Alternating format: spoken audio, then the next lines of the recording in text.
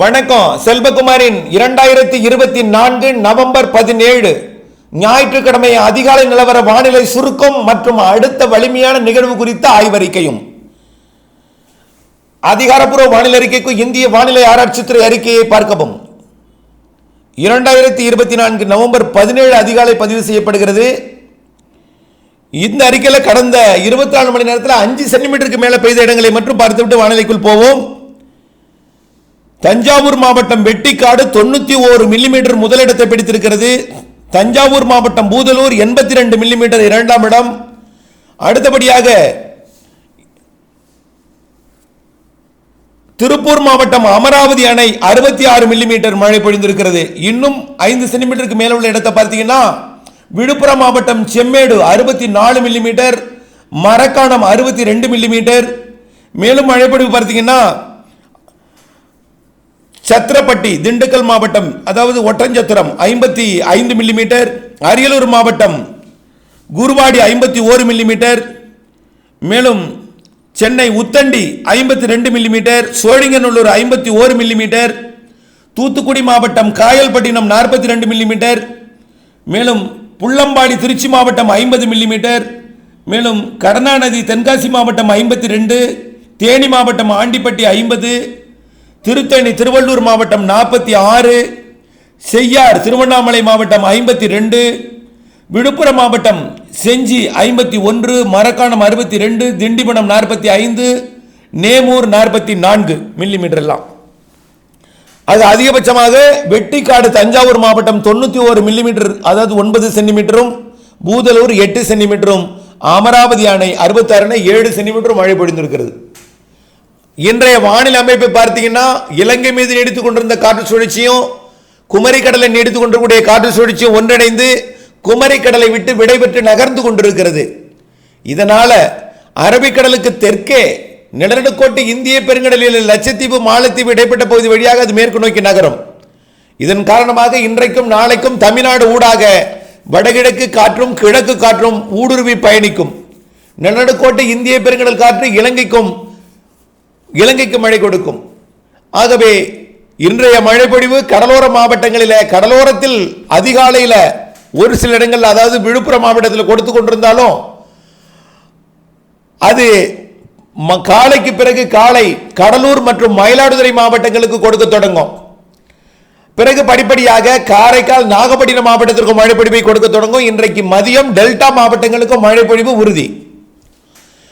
புதுச்சேரி, கடலூர், மயிலாடுதுறை, காரைக்கால், நாகப்பட்டினம், திருவாரூர், தஞ்சாவூர், அரியலூர், பெரம்பலூர் மற்றும் கடலூர் மாவட்டம் உள்பகுதி, விழுப்புரம், கள்ளக்குறிச்சி, சேலம் மற்றும் நாமக்கல், ஈரோடு, நீலகிரி, கோயம்புத்தூர், திருப்பூர் மற்றும் நாமக்கல், கரூர், திருச்சி, புதுக்கோட்டை, சிவகங்கை, ராமநாதபுரம் மற்றும் திண்டுக்கல், தேனி, மதுரை, விருதுநகர், தென்காசி, திருநெல்வேலி, கன்னியாகுமரி, தூத்துக்குடி இத்தனை மாவட்டங்களுக்கும் இன்றைக்கு மழை இருக்கிறது.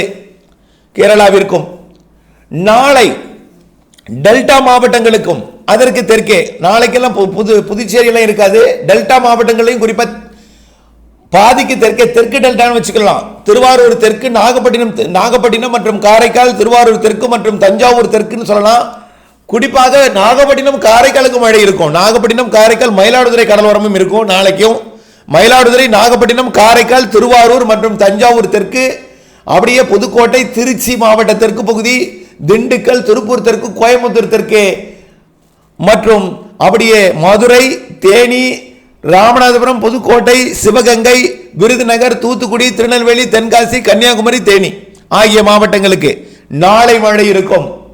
விட்டு விட்டு மழை இருக்கும்.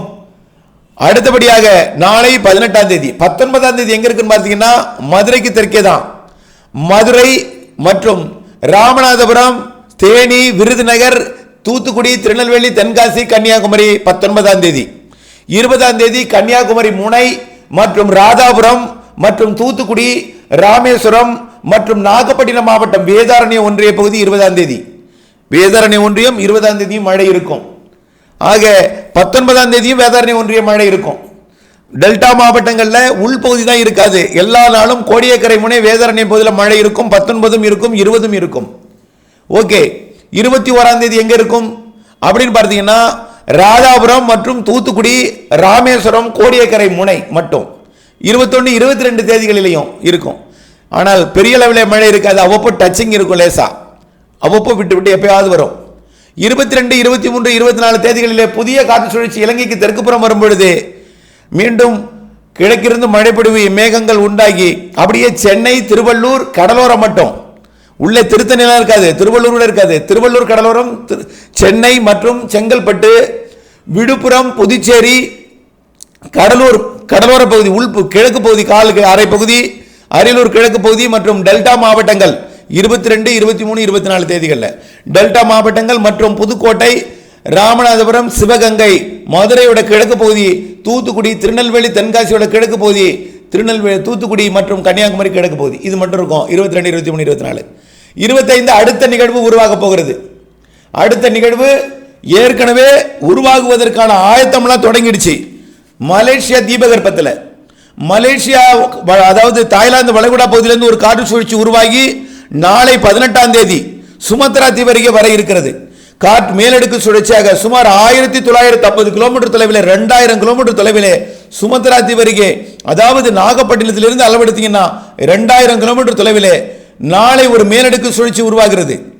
19ஆம் தேதி நாளைய மறுதினம் அது 1900 கிலோமீட்டரில் மேலடுக்கு சுழற்சியாக நீடிக்கும்.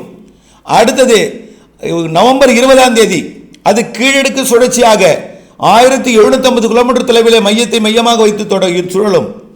21ஆம் தேதி கீழடுக்கு சுழற்சியாக 1700 கிலோமீட்டர் தொலைவிலே சுமத்ரா தீவை ஒட்டி இருக்கும். 22ஆம் தேதி தாழ்வு நிலையாக 1600 கிலோமீட்டர் தொலைவிலே தென்கிழக்கு வங்கக்கடலிலே நிலநடுக்கோட்டு இந்திய பெருங்கடலில் ஒட்டி அமைந்திருக்கும்.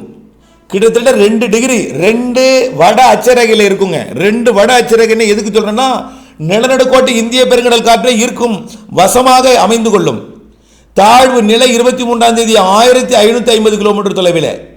நவம்பர் 24ஆம் தேதி தாழ்வு பகுதி, லோ பிரஷர் ஏரியா 1400 கிலோமீட்டர் தொலைவிலே உருவாகும். அதுவும் நிலநடுக்கோட்டு இந்திய பெருங்கடலை ஒட்டிய தென்கிழக்கு வங்கக்கடல் பகுதி தான். அடுத்தது அதாவது தெற்கு மத்திய வங்கக்கடல் பகுதியில் ஒரு தாழ்வு பகுதியாக உருவாகும் 1400 கிலோமீட்டர் தொலைவில்.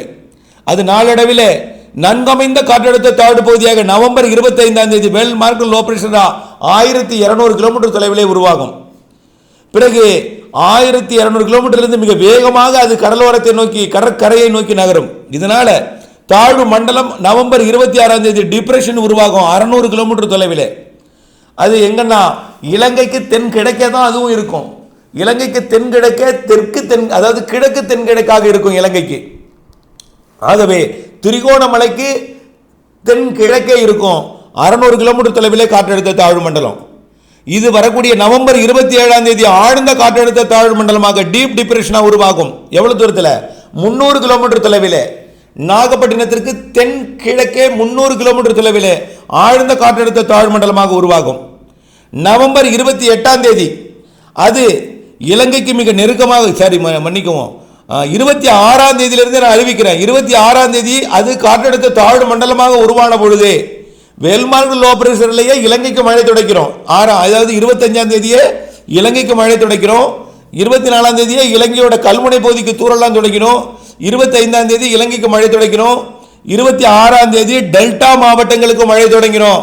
டெல்டா மாவட்டங்களுக்கு தொடங்கி அடுத்த சில மணி நேரங்களிலேயே வடகடலோரமாக மழை தொடங்கினோம். சென்னை, திருவள்ளூர்லாம், சென்னை, திருவள்ளூர், செங்கல்பட்டு, விழுப்புரம், புதுச்சேரி, கடலூர், மயிலாடுதுறை, நாகப்பட்டினம், காரைக்கால் உள்ளிட்ட பகுதிகளுக்கும் 26ஆம் தேதியே மழை தொடங்கினோம்.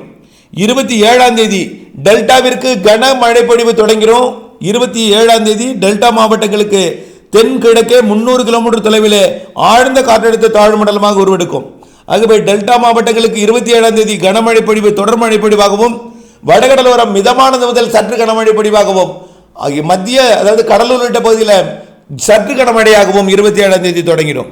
28ஆம் தேதி 150 கிலோமீட்டர் தொலைவிலே அது ஒரு கிட்ட நெருங்கி இலங்கைக்கு மிக நெருக்கமாக திரிகோணமலைக்கு நெருக்கமாக வந்து திரிகோணமலையை தொட்டுக்கொண்டே அது ஒரு ஆழ்ந்த காற்றழுத்த தாழ்வு மண்டலத்துக்கு அடுத்த முதல் நிலை புயல், அதாவது பெயர் கொண்ட புயலாக இருந்தாலும் மார்ஜின் புயல் தான், பேரு தான் புயல், ஆனால் குணம் எல்லாமே அதிக மழை தரக்கூடியது.